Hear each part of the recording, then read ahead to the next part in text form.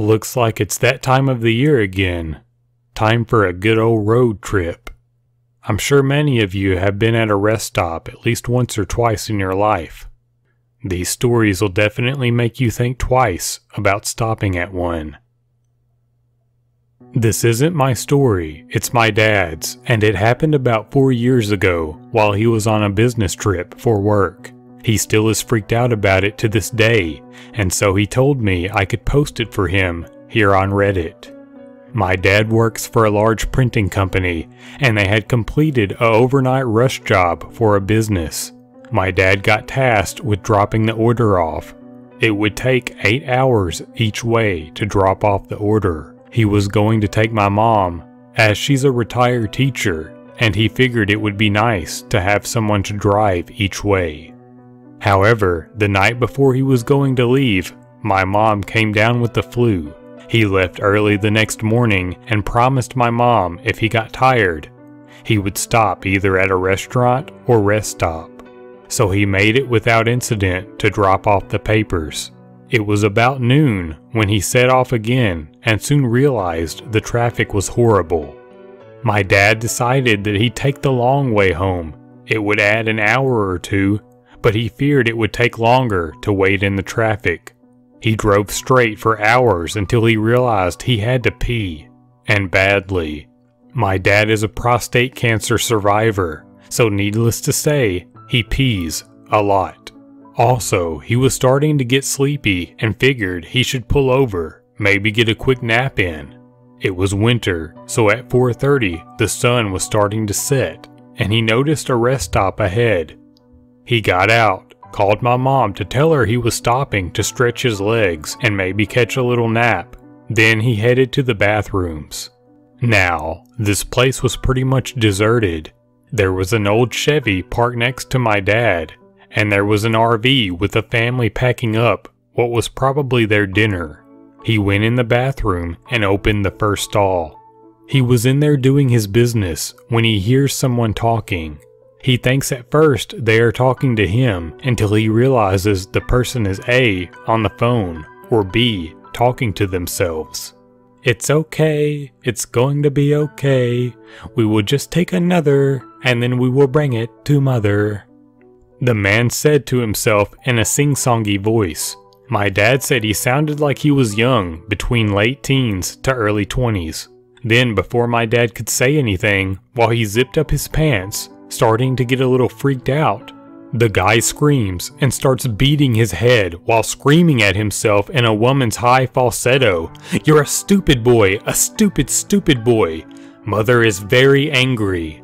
At that, my dad runs out of the stall and he quickly opens the door and runs to his car. He locks the car door when he notices a skinny, young man run out of the bathroom. He is looking for my dad and sees him in the car. My dad had the car started and was backing up when the guy runs full tilt at him screaming. My dad drove off. He was so shaken up by this, he pulled over in the next town at a diner, getting a coffee to go. He was paying for his coffee when that same Chevy pulls in. My dad grabs his coffee and hides his face, looking at some knickknacks in the little gift shop. The kid walks in and goes up to the nice older cashier who my dad bought his coffee from, and he throws his arms around this woman and starts sobbing about how he's sorry, mother, and how he let another one get away. My dad heard enough. He quickly tossed his coffee he hadn't drunk yet as it was too hot and made his way slowly to his car. He got in and sped off. He didn't stop until he was safely home. Till this day, my dad refuses to stop at rest stops. So, creepy rest stop Norman Bates and your mother, I hope my father or I never meet you again.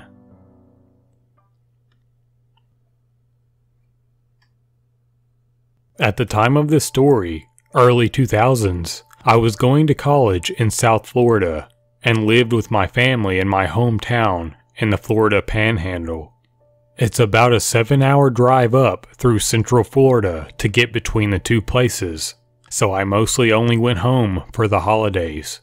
It was the Thanksgiving of my junior year, and I was excited that I had managed to rearrange my midterms to be able to leave campus 3 days ahead of everyone else.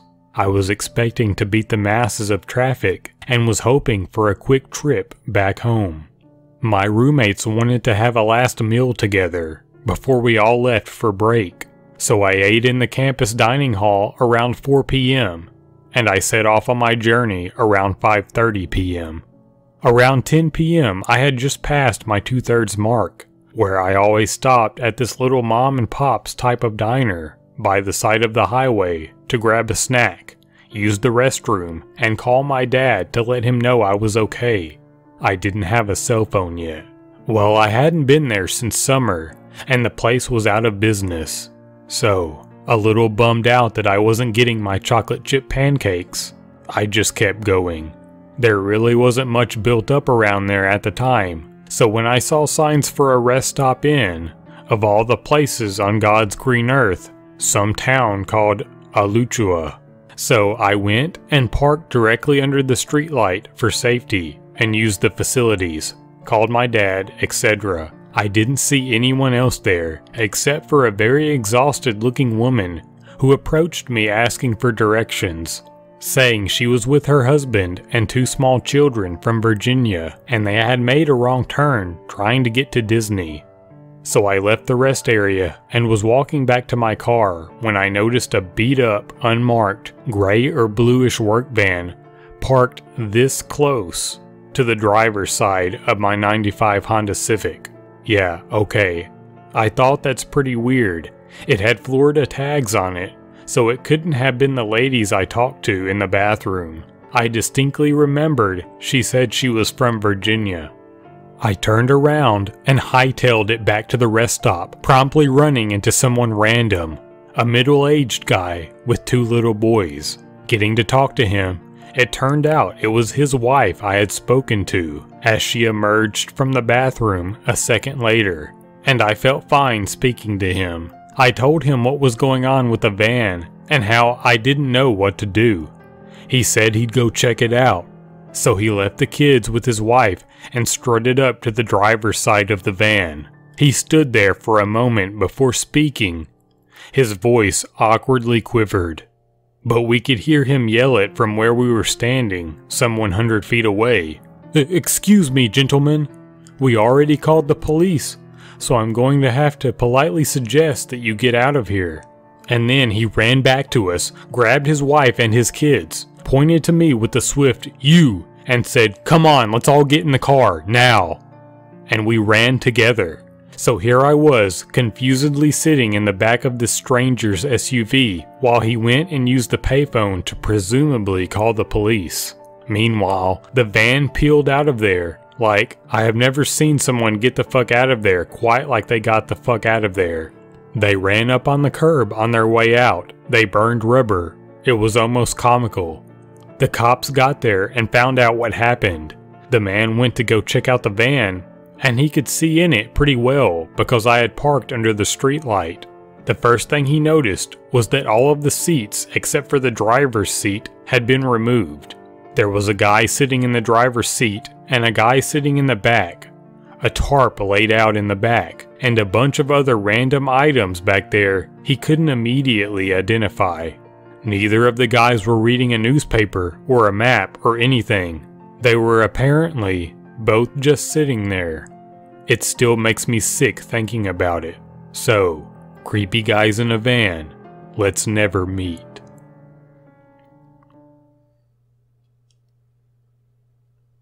About 3 weeks ago, my mom told my brother and I this story. Straight up gave me the yucky feeling. Sally is a lifelong family friend. Sally would frequently visit her friends and family in Oklahoma. We live in a small town in southern Ontario, Canada. Sally would drive straight 20 hours at least overnight to get from our town to another small town. She did this simply to save money and obviously wanted to arrive as soon as she could. About 30 years ago, she decided to head south on a visit. No big deal, she's done this a few times. So she packs up and heads out. At some point after driving about 14 to 15 hours, She started getting pretty tired. Being as it was probably the 80s, it was a little safer. She decided that she would stop at a rest stop. It was more of a traveler stop, my mom said, to sleep for a little bit and resume her drive first thing in the AM. She parks right by the lights and felt at ease because there was an abundance of travelers stopping and going. She gets out for a bathroom break, comes back, and settles in her car. About then, an RV pulls up beside her, and an elderly couple get out. The man asks her about coming from Canada. They strike up a little conversation, nothing odd. The couple talk to Sally for a bit. They tell her they are driving from the south, going north, and just needed to have a sleep for the night. They wanted to talk because they were unsure if a rest stop was okay to stop at, but seeing Sally, they were at ease. They say goodnight and good trip, and the couple went back in their RV. Sally locked her doors up and went to sleep. 2 to 3 hours later, Sally woke up with a really unsettling feeling. She looks around, nothing. A few people going in the stop, parking lights are all on. She assumes she is feeling bad because she's tired, and the car isn't the best to sleep in. After 10 minutes, she said that this feeling actually got worse, and it was a jarring, queasy, uneasy feeling. She sits back and tries to shrug it off. This didn't work, and apparently, she had every red alarm and instinct telling her that she needs to go. She panics, starts her car, and peels off. She doesn't care where. She just knew she had to get away from there. So about 20 miles down the road, she finds a motel and a gas station. She decides to see if she could get a room for what little money she had. She converses with the person in charge. He cuts her a deal, as he doesn't want a young woman driving alone at night. She gets a key, pops in her hotel room, and sleeps for the night. No issues, all in peace. Around 9 AM, she wakes up, showers, changes clothes, and decides to relax for a few. She turns on the TV, and what was on actually gave me chills. There was a breaking news story about an elderly couple in the middle of the night. The news shows the RV that Sally was parked next to, the exact spot, the exact rest stop. And she sees the fast food cup she dropped on accident that rolled under her car. Sometime during the night, a man broke into their RV and killed them, then left. Presumably right before Sally had left. The man was never caught. Sally since then stops at hotels for the night and avoids all rest stops.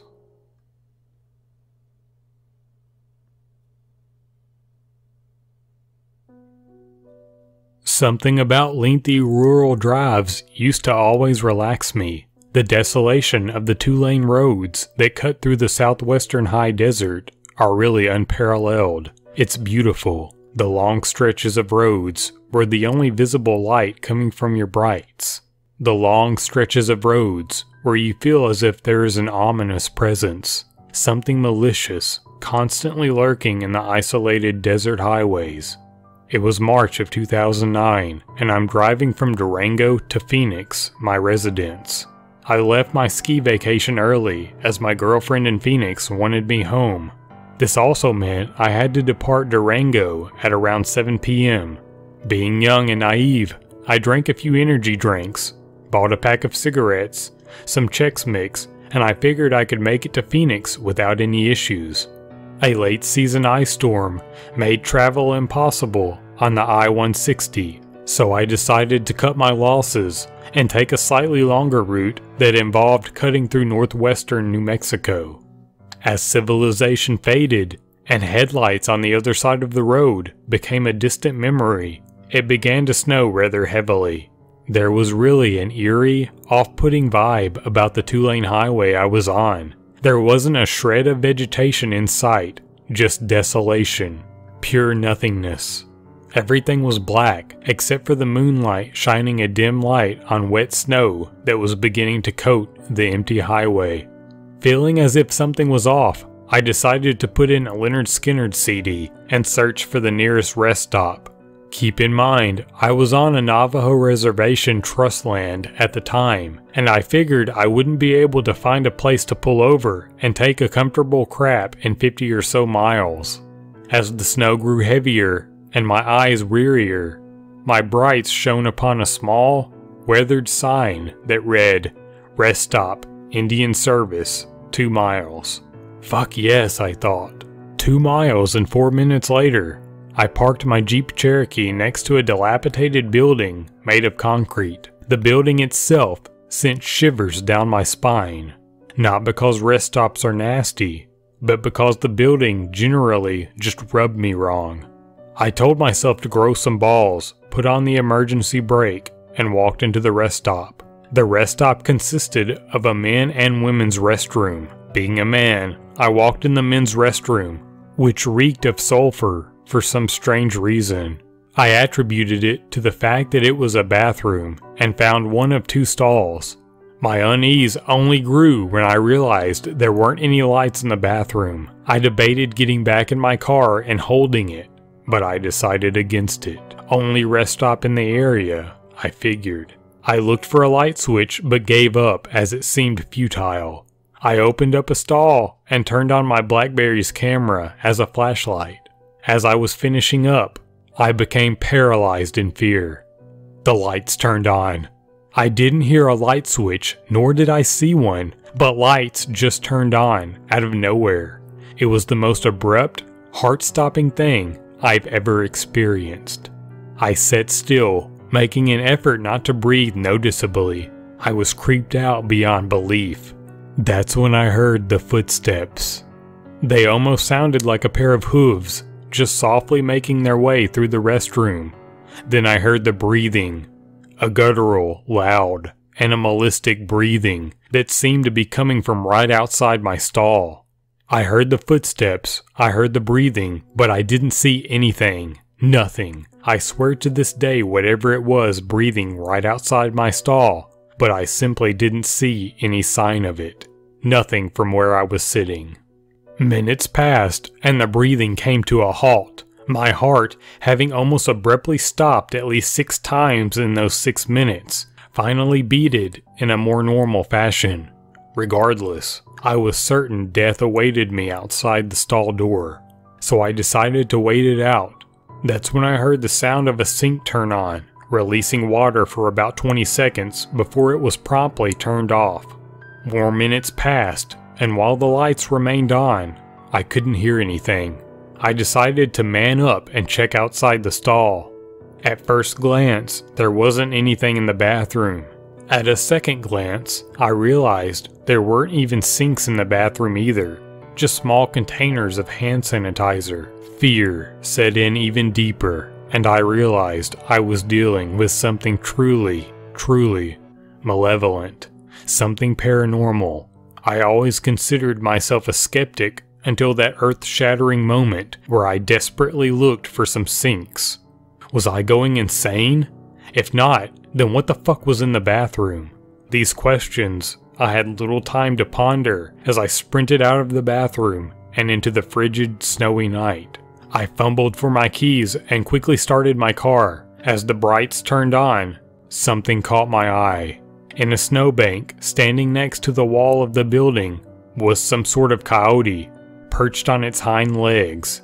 Its eyes, while not pointed at me, seemed inhuman, absolutely out of this world. My heart pounding, I skidded out of the parking lot, soon driving 50 miles an hour down the icy road. I began to calm down until I glanced in my rearview mirror. This beast was chasing me on its hind legs. When I say this thing was fast, it was nearly catching up to a 50-mile-an-hour SUV in a snowstorm. I am not exaggerating. I was scared shitless, crying as I tried to drive faster without skidding off the road. Fortunately, I lost whatever it was. But to this day, I vowed to never drive alone at night again, and to never, under any circumstances, stop at a rest stop in New Mexico.